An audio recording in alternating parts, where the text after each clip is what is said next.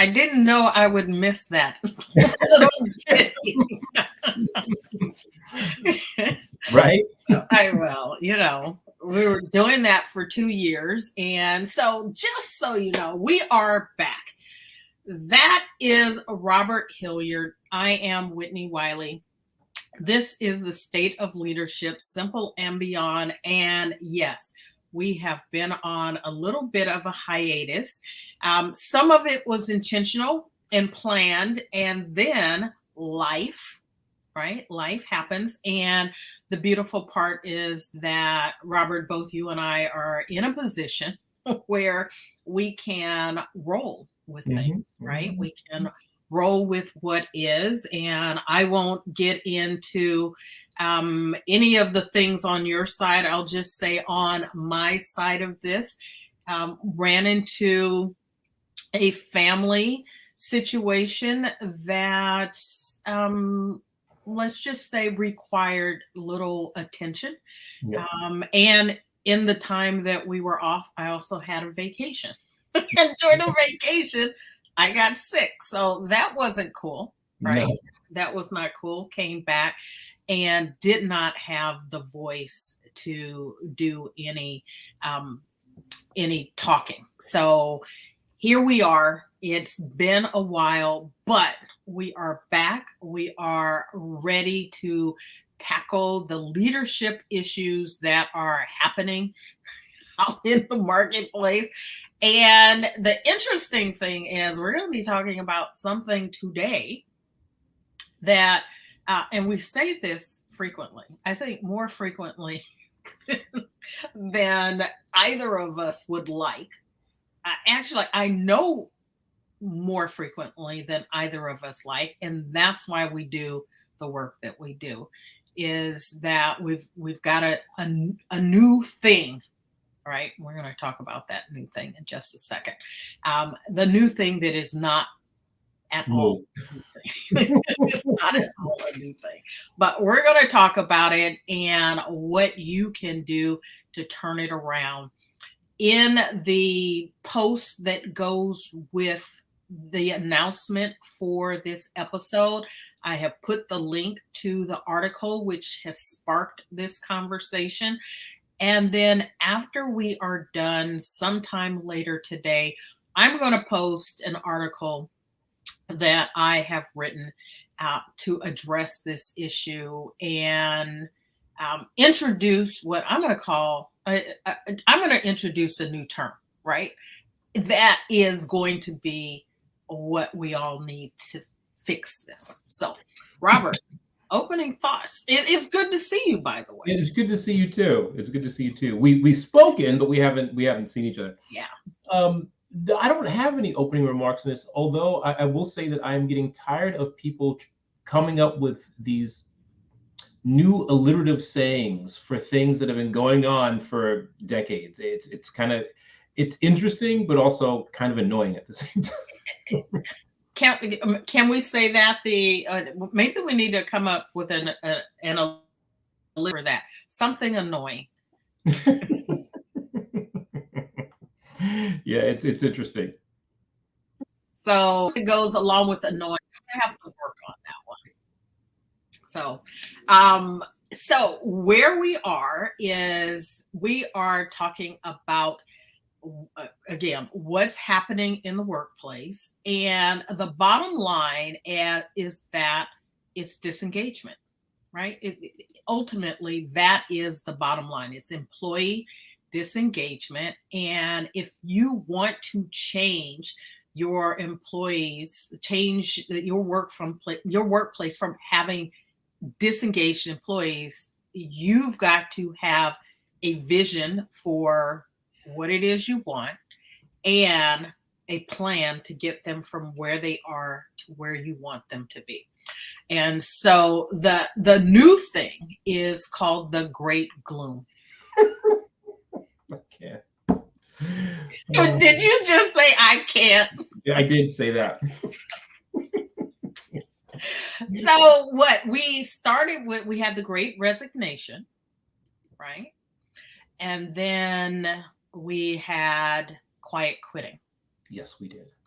And the great resignation was people deciding that they were going to leave their jobs because there was ultimately there's a mismatch in values. They wanted something that they weren't getting where they were, and they were going elsewhere. And then the shift was to quiet quitting, which we did get alliteration there. Right? We got alliteration with the quiet quitting. And the quiet quitting was, yeah, I'm not really feeling this job, but I'm going to stay here and get paid for doing as little as possible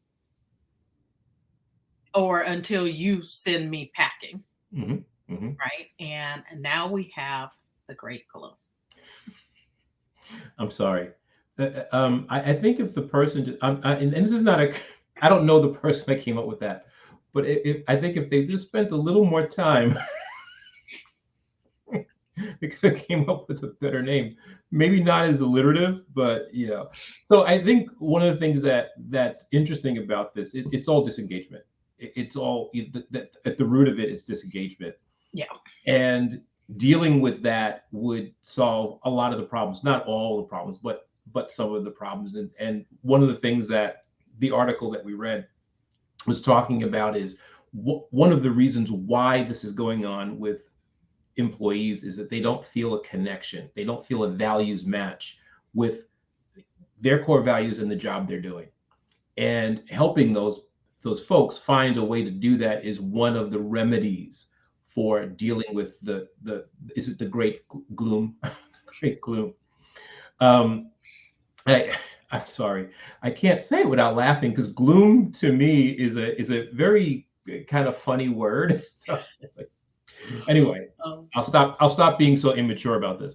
But it is really helping people engage in their work, find purpose, connect their inner values, their personal values to the job that they're doing, help them see how the job they're doing is going to help them accomplish those things, or set up some systems that allow them to do that while they're working for you and the organization.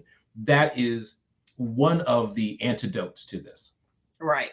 So with that said, I'm going to introduce my own, and you heard it here first today. I'm going to introduce my own. And if Robert, if you heard this somewhere else before,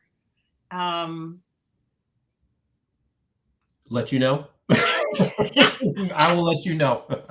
You let me know. It's not alliterative. I will Thank you. warn you of that right up front. But I'm calling it the Great Awakening. Okay. The Great Awakening. And this is going to be about a leadership and organizational concept that is going to be about revitalizing two things: personal leadership and the collective spirit of the workforce. And it incorporates what you just said. So if we can have great resignations and quiet quitting and gloom and doom, or great gloom, right? And none of it's new. I've got something that's not new either, which is the antidote, but I'm going to put a name on it. So have you heard that one before? I have not heard that one. Okay. Then it's novel and new.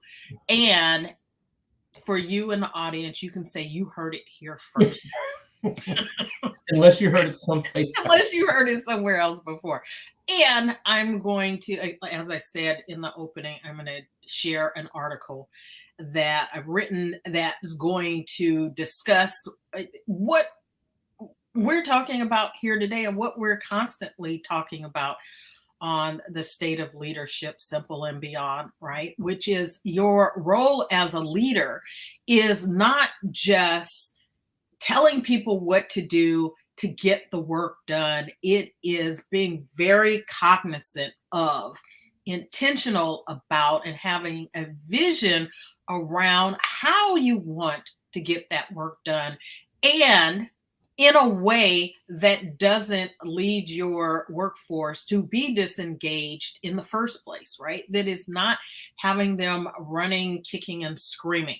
Now, one of the interesting things that happened while we were away, and I had one of those weeks where I was like, dang, I wish we were recording. because there was like this, sort of, I feel like an onslaught of articles that were written about a couple of different CEOs who had decided that it was time to announce war on the labor force. And I don't know if I sent you any of these articles. It was some guy from, I think it was from Australia, um, in the right before the auto strike started. Um, a guy from Kramer from MSNBC had an attack on employees, talking about how the auto company should take their jobs to Mexico. And someone else piped in and said, if you want to get the employees to act right, make life so hard on them in the economy that they have no choice but to sort of capitulate, to show up and capitulate. And that's the very opposite of what that's the opposite of what employees are telling you that they want by the behaviors that they're displaying. But it's going back to another era. And maybe that's what they want. They want to go back to some bygone era about how management relates to labor. And I just found myself, I was like, dang, if we were recording, we could have this conversation. But these CEOs really were sort of, they were digging in. They're upset that employees still want remote and at least hybrid working environments. And they are consistently saying, we need to call them back. We need to call them back. Give them no choice. They'll come back because they have no choice. And it's like, well, apparently they do have choices. They're finding options. And is that really what you want? To have people working for you who feel like they have no choice? It's very interesting. We spoke about this. We didn't do a show, of course, but we did speak about this. We were talking and you brought it up in one of our conversations that we've had. And what I think is interesting is, and we talked about this Sunday, it's not part of the show, but I'm going to introduce it, that a lot of what goes on in the workplace harkens back to an era where the job you had defined the class you were in society. And a lot of these managers or CEOs, they still have that thought, well, we call those people our betters. So they still have that old world industrial revolution kind of thinking where I am at this level in my job, which means that inherently in society, I am better than you. And that, of course, is, I think what was, and when we had this conversation, you said, he said the quiet part out loud.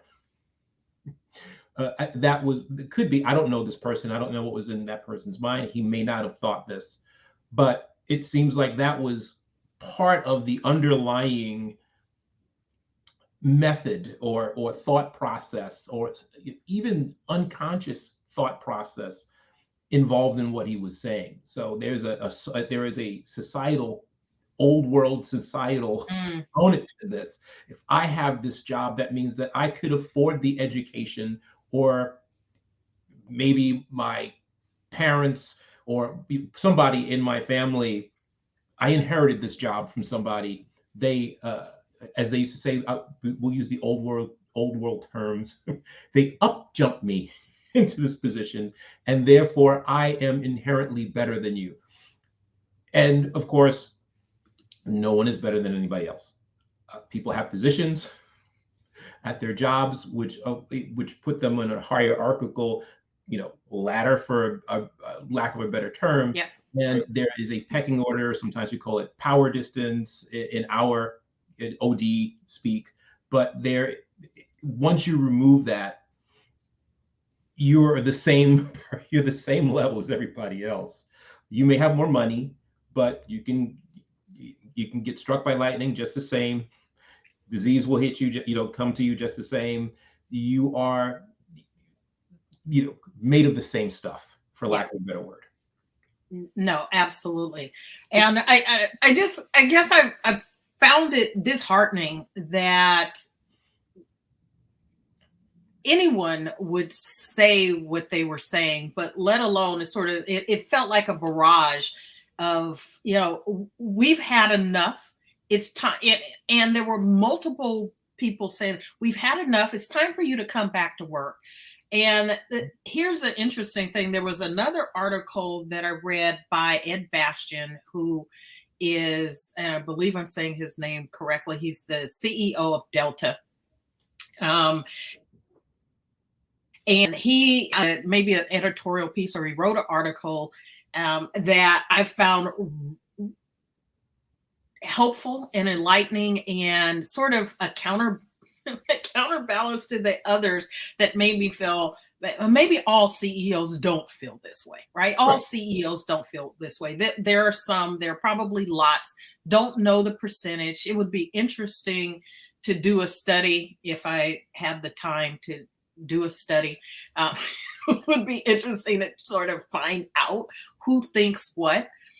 But he said his point was, if they don't want to come back, that's on you, right?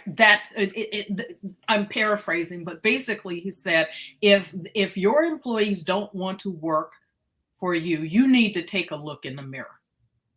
Right. This is not about them not wanting to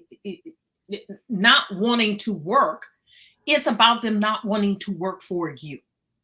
Right. And so if you have workforce, particularly if it is an appreciable percentage of your workforce that is resigning or sitting around doodling and twiddling their thumbs all day, or walking around in a state of gloom and doom, while it is not 100% of your responsibility to turn that around, I am a firm believer that each and every one of us has a responsibility to manage our attitudes and our feelings about our work. And if you truly don't want to work, do something, then don't do it, right? Take the time to put together a plan. You may not be able to quit right now, but put together a plan to take some action so that you can move in a direction that works for you. But as long as you're working for someone, you have an obligation, a responsibility to deliver what you're there to deliver, for a number of different reasons, but one of which is what's the term that I'm looking for? It is being true to your word, right? Just being true to your word. And so showing up and doing the job that you're paid to do, be true to your word. I'm a believer in energy. What we put out, we get back. And so if you are giving the bare minimum and you're wondering why life is sort of giving you the bare minimum back, you need to take a look in the mirror. So this goes both ways. Both the employer and the employee has a responsibility to show up in the best possible light, to do their part, to have a vision for what it is they want, to tap into those values, making sure that there is a values alignment. If there is not, to do some work to figure out why that is the case. But the employer, right, if you've got a lot of people who are sort of in that mindset, you certainly have to take a good look in the mirror. And I appreciated Ed Bastian's article that addressed that. So he was talking to other CEOs, right? It's CEO to CEO, not consultant to CEO, where a CEO or some other person in leadership is saying, of course you're going to say this. You're a consultant. This was a peer-to-peer saying, it's not that they don't want to work. they don't want to work for you. And therefore, you have to take a moment, take a step back, and look at the bigger picture of what's going on. What's going on in your organization? What are you doing to train your management and leadership to be good producers of people, right? Being people who are developers of people. And that it is not enough. We've said this, numerous times over the course of this show. It is not enough for you to elevate your workforce into a management position and then just leave them there without helping them to become the best leaders that they can be. At the same time, the people who accept promotion, they have a responsibility to ask the question, what kind of a leader do I want to be? Who do I want to be? How do I want to show up? How do I want to make a difference in the lives of the people that I'm leading? And then fill in those gaps. I think you're absolutely right. And I want to just add to what you're saying, or give a contrast, I should say. Everything you said is right on the money, but I think what tends to happen is when somebody gets a promotion, after the euphoria wears off, if they indeed wanted the promotion, because I know some people get promotions they didn't want. True. They are a lot of times thrust into a job, or they're promoted into a job that they're ill prepared for. Yeah. And we talked about this a lot. Most people, no, I don't want to say most people, some people really don't know what it takes to lead a group of people. True. Let alone lead themselves. So the question is, when you get the promotion or the new position, what's your next step? What do you, and a lot of people, they just get in and they're told, do the work. And they're given a whole bunch of managerial things to do, and they don't know where to get started. So they're overwhelmed. And so it just becomes, okay, I have all these goals that were given to me by my better, keeping with that thinking. And now I have to get this work done, or I'm going to get in trouble. This job is usually, from my perspective, when people are promoted, it's usually more than they thought it was going to be. And they get there and they just really don't know where to start. And they get started on the work, the product that they're supposed to, what they're responsible for producing, and they get caught up in that. And I think it's a natural thing that happens to most people. It's happened to me. But as you get older and more mature in leadership, I don't mean in age, I mean in your thinking about leadership, you realize that there's two things going on here. I need to manage and I need to lead. Yes. They are not the same thing. And a lot of times people, they kind of use those things, into those words interchangeably, and they're not. There is some overlap. Yeah. But they are two separate things. And for a leader to come in there, you get your new position, learn, what do you need to do managerially? What is the product that you're expected to produce? And the leadership part. How are you going to motivate and inspire those folks that are working with you so that they are helping you get that product out in the best way for you, the organization, and them? Yes. And that's a task that I think many people just don't think about, and some aren't up to be quite honest. When I got my first managerial position, I wasn't up to it. Right. And you're right, because you don't know what you don't know.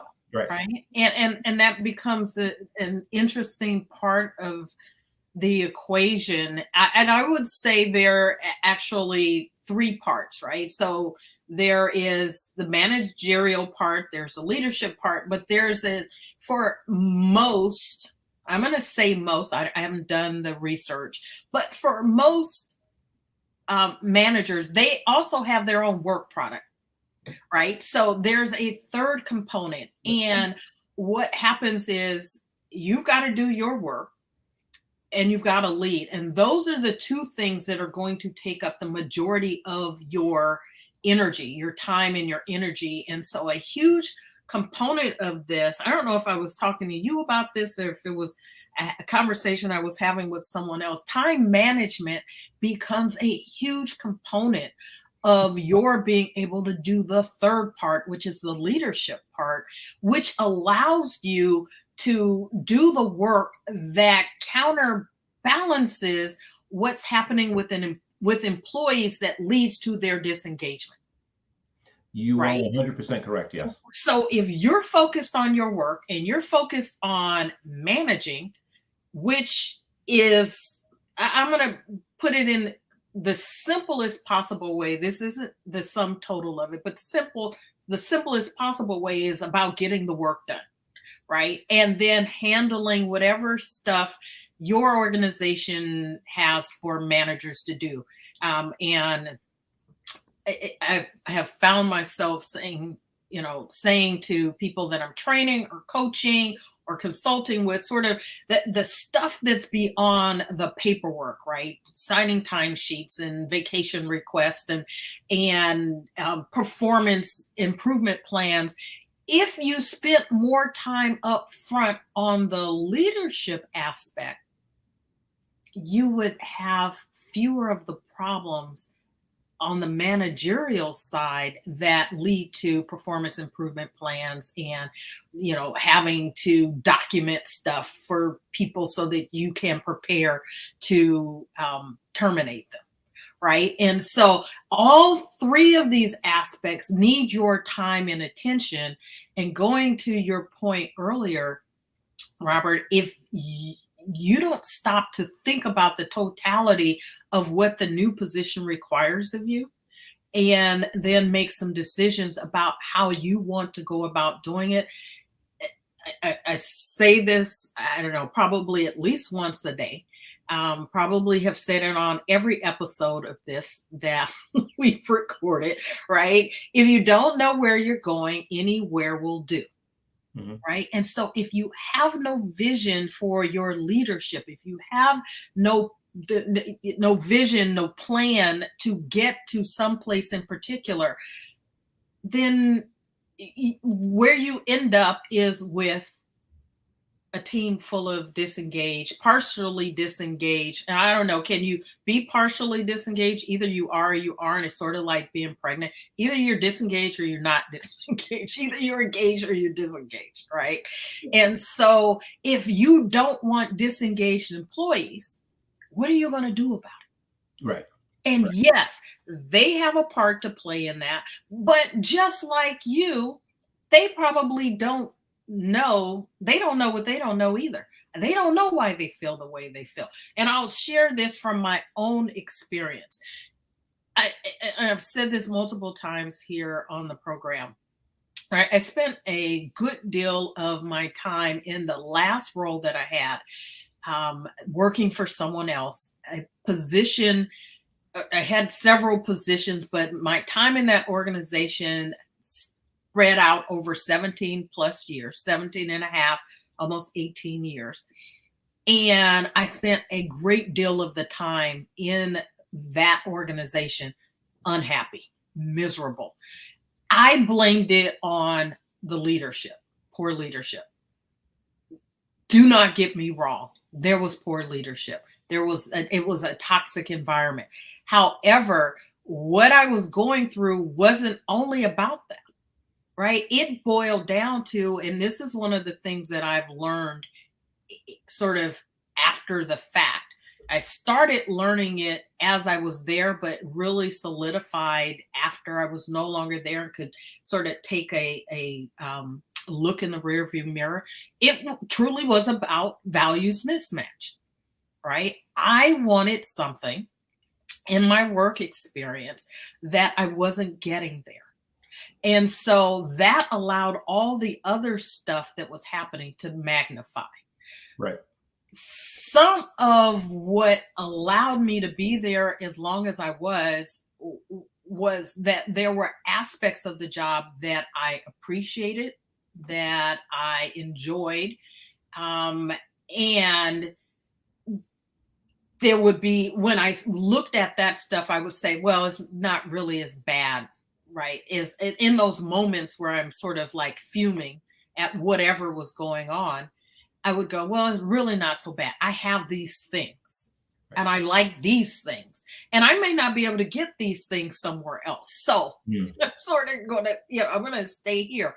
But in the end, whatever I was feeling, what was happening wasn't as much about poor leadership as it wasn't a good match for me, because I know lots of people that do that work that enjoy it. They live and breathe it, right? They do it when they're at home on the weekends, which was not something that I was willing to do. So, it's values on both sides. And you said this earlier, taking the time, right, to tap into those values, and not just have the alignment, but where there is they're incongruent, where there is no alignment, right? Finding the pieces that allow you to continue to give what you are there to give, and then put together a plan of action that allows you to move on to something else. Yeah, and I'm gonna switch it up a little bit, because we say values a lot on this. We should put together simple tic tac, simple bingo, and put a lot, because we say a lot of things, and values is something that we've been talking about since probably the very first episode that we did. But when you start to, it's one of those words, I think, that some leaders will have, I don't want to say a negative connotation about. Mm-hmm. It's like energy. When people say energy, they start thinking something other than what we mean. But just looking at, if you don't want to use values, what your employees are interested in. Okay. What makes them tick? What gets them excited? What projects get them excited? What things that the organization is doing that gets them excited? What aspects of their job gets them excited? And then you can start there, have that conversation, and then you can shift to the things that they are truly disengaged with, and come up with a plan. And I want to just go back to something that you said a while ago today. We were having that, it was you and I were having that conversation Okay. about time management. And I can't tell you, over the past 3 years or 2 years, when I introduced time management techniques or time management frameworks to leaders, it's the first time they've ever seen it. Wow. And that's not all the time, but I think the majority of the time No, I would say my experience with my clients probably is in alignment with that, yeah, whether they're coaching clients or people that are training. yeah, Right. I agree with you on that. first time they've ever seen it. So if they haven't seen it, they didn't know it existed, they don't know to look for it. Right. Or certainly not in the context of the work that they're doing. So Absolutely, absolutely. And that alone can help tremendously, because it's a way for you to look at your time at whatever system you use. I have a particular system that I use and introduce to people, but whatever system you use, find one that works for you. So it allows you the time to do the things that you need to do, to look at, okay, this is the time that I have to get these projects done. These are the things that creep up on me all the time. And I find that they go from being something that I thought I could get done to a raging fire because it's due tomorrow. Find a system that works for you, right? We talk to people that have these issues all the time. And the other thing is, budget some time for yourself, so that you can unwind. You need to have balance with that, because some people can say, this is my unwind time, and that's like 75% of what they're doing is unwinding. And I'm talking, from personal experience. I've done that. I deserve this. I want to take a day off. But and you do deserve a day off. Thank you. Thank you. But find some time to do that, but also find some time in there to develop your employees, to have a conversation with them about what they're interested in, what excites them. If you don't like the term values, those kinds of things. Have those conversations with them, come up with a plan with them, have that candid conversation with them about, hey, I'm noticing that you're disengaged from this. What's going on there? Yes. I had a boss that I saw it. You typically saw this boss twice a day, when they came in and when I was telling them that I was leaving for the day. They didn't take lunch, so they were always in their office. Unless I had a situation where I needed to talk to them, I didn't see them. We just did not have a conversation. And at some point in my tenure in this organization, they just stopped having performance appraisals. So there was no, there was no kind of, and I would go in and be like, okay, I need to talk to you about this stuff because it's obviously not a priority on your end. It's a priority to me. What are the things that you think I need to work on? I think that's a huge point, and then I want to talk about sort of my Great Awakening concept and making that a thing. So we're going to make that a thing. Make it a thing. It's the new thing. If we don't take the time to prioritize, right?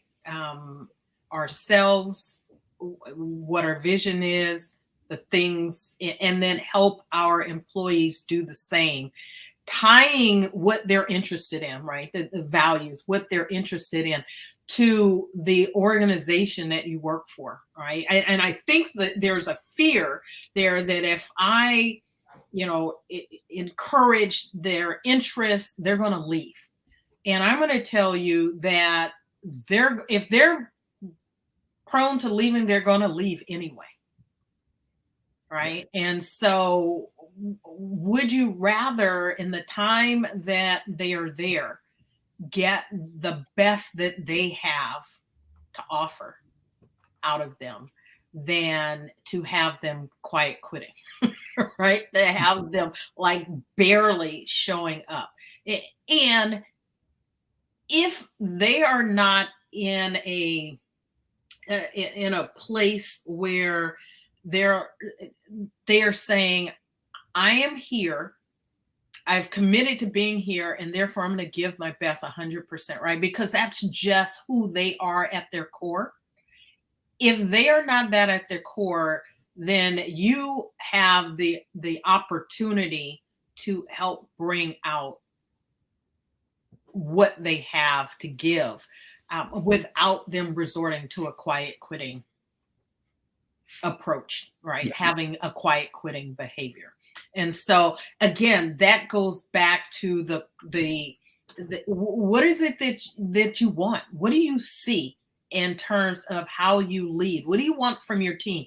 In addition to getting the work done, what do you want? Do you want to get the work done with you having the least amount of problems, right? Because every problem you have is going to the time management. Every problem you have is and you spend every problem you have and every moment you spend addressing those problems is a minute that you don't have to be someone who's developing a team.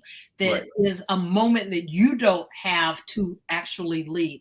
And it forces you to be in that managerial mode. And it may prevent you from getting your work done. So it is important to be clear about what it is you're doing, why it is you're doing it. We didn't talk about why. Talk about that on a number of occasions in the past, but being clear about why you're doing what you're doing and the way that you're doing it. What is it that you want? Ask the question, right? You said something made me think. Be curious. Ask more questions. Ask more questions. Get feedback.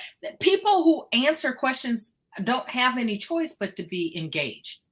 If you're lecturing them, right? If you're telling them what they're doing wrong, if you're writing them up and moving in that path, and it's just, sort of harping on things, they don't have an opportunity to be engaged. If you're asking questions, they have no choice, right? It may not be the engagement that you want at the moment, but it has to start somewhere. Right. And so, one, don't let it get to that point. But so, the Great Awakening. So, here are the things that I want to embrace. I'm going to talk about 5 strategies. There are others, right? But I'm going to start with 5 strategies. And for each one, there is a personal awakening, right? This is about you. And then there's your workforce awakening. This is about your team. It's about your organization. It's about the people in your organization. And for each of these, if you can start to think about, what can I do in this area or for this strategy? And what can I do to help my people in this area? Right? It gives you an opportunity to ultimately get to a place where, one, you're leading by example, and not but, and you can end up with a more engaged, productive, and satisfied workforce. So the areas are embracing vulnerability, right? Embracing a vulnerable leadership style as a part of your leadership style. We should talk again about leadership styles, right? It's been a while. Talk about leadership styles and how to bring multiples of them, right? You don't have to be any one particular way as a leader, right? You could be adaptable and lead for what makes sense in a moment, but there may be times, depending on who you're interacting with, where a different leadership style is required. And it's less about how you want to lead than it is about how people need you to lead them. Another conversation for another day. But embrace vulnerable leadership, right? And on the personal side, that starts with your introspection, acknowledging that there's a room for you to grow and that you can be vulnerable, and it establishes your authenticity with the people that you're leading, right? It makes you real to them. And this is not for you to come showing up, crying, boohoo, telling all your life woes. That's not the vulnerability that I'm talking about, right? But being true to who you are. And then on the workforce side, encouraging a culture where feedback is sought and is valued, right? That it's okay for your people to make mistakes and to learn and to grow. You want to foster that kind of a culture. Invest in continuous learning. And I'm just going to run through these. Again, check out the article. Once it's posted, you can get some more of my thoughts on this. Invest in continuous learning, right? There's a part for you to play. You commit to being a lifelong learner. You watching our podcast is you being a lifelong learner. You're here learning, right? And developing for your workforce. They're awakening in this area, developing a learning ecosystem within your organization that promotes upskilling and reskilling if necessary.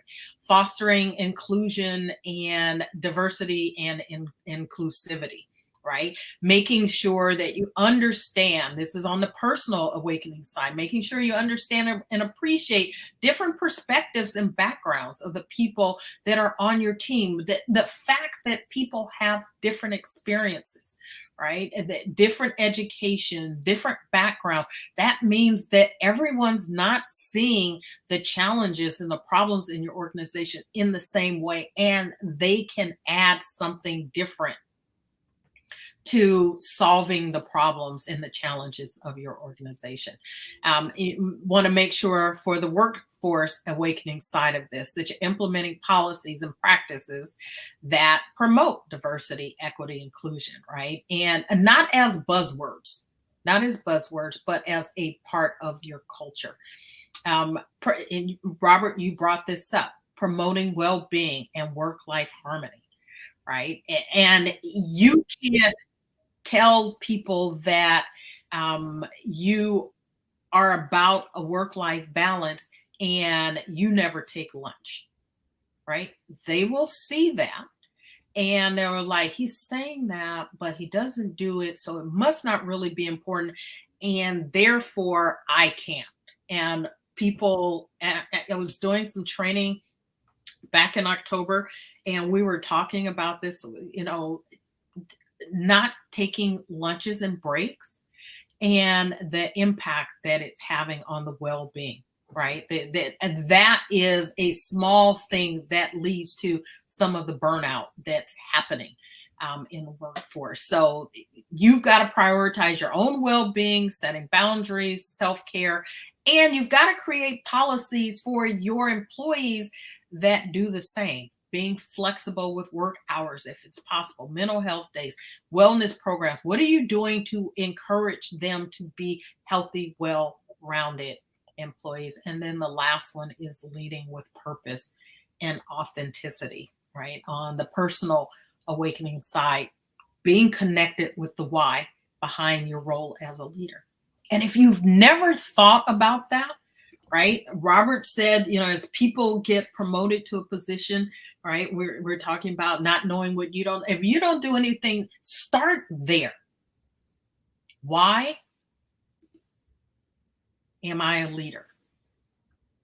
What is the purpose of me being in this position?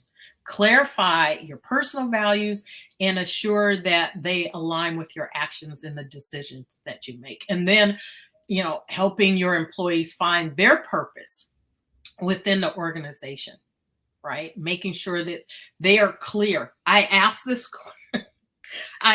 question in the training that I did in October. And I asked this question. I said, what is your organization's vision, mission, and values, right? Every organization has them, right? They're written somewhere. They're on your website. They're on plaques in organizations. If you don't know what those are and you're in leadership, what makes you think your employees know what they are? Well, and if you guys don't know what they are, how can you be aligned with them and take actions day after day? That you're absolutely right, but I want to take it one step further. Go for it.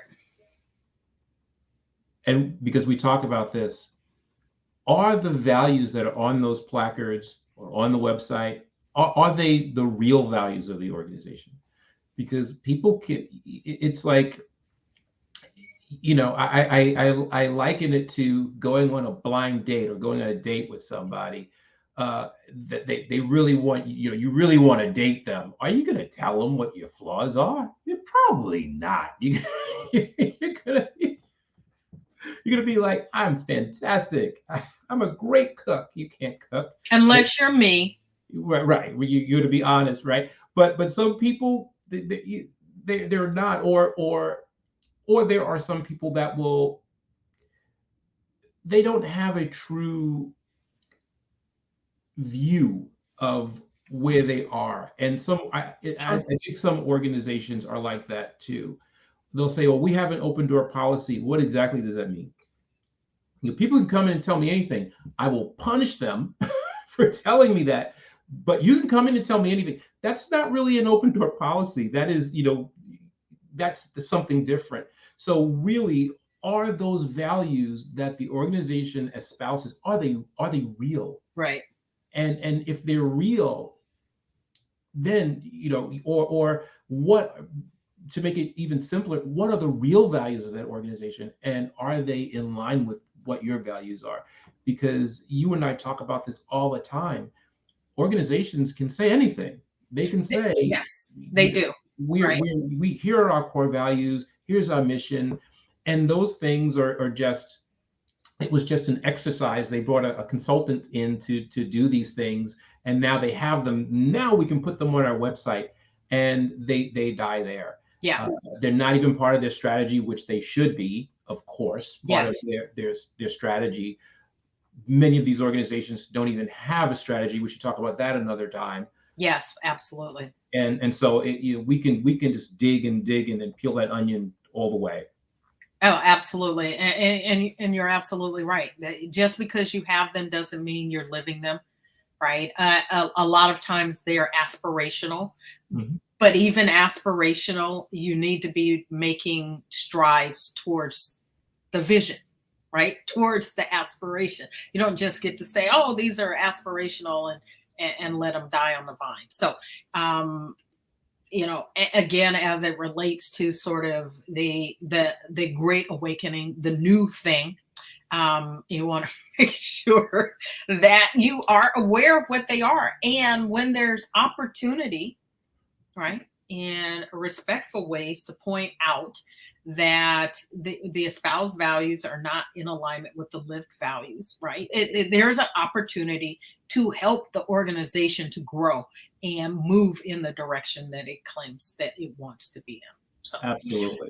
Again, I will at some point today get that article posted. I will put it in the link to the announcement for this episode. But I would encourage you to read it and share your thoughts. So, and that includes you too, Robert. So absolutely. I will tag you on it when I post it. And I think the bottom line in all of this is that resignations, quiet quitting, gloom and doom, great dooms, great glooms, all of that, right? It goes back to a problem that is solvable, right? It is solvable. And so we don't have to keep jumping from thing to thing, letting what's happening in the workplace dictate the narrative of what's going on. We can, as leaders, make decisions that are going to move our organizations truly in the direction that we want them to go. And that becomes the thing. Do you want something different than what you have? If you want something different, then you've got to do something different, right? Because what you're doing has created what you have. And if you want something different, you got to do something different. And so we are here every week, the weeks that we're here. We are here and we're back. So we are here to help you figure out what that is and the actions that you can take that will move you in the direction of where you want to go. All you have to do is reach out and ask. We're here from you, right? You can reach out to Robert. If you want to get in touch with Robert, tell them how to get in touch with you.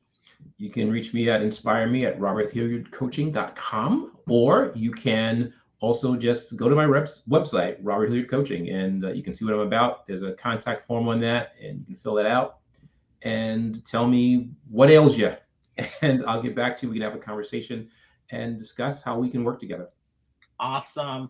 And you can reach out to me at shiftingintoaction.now.site. There is a form there that you can use to book some time with me. We can have a conversation about what's going on in your organization, or if you're looking for individual coaching, and this is not about your organization as a whole, whether it is executive leadership coaching, or you're looking to make some changes in your career, reach out.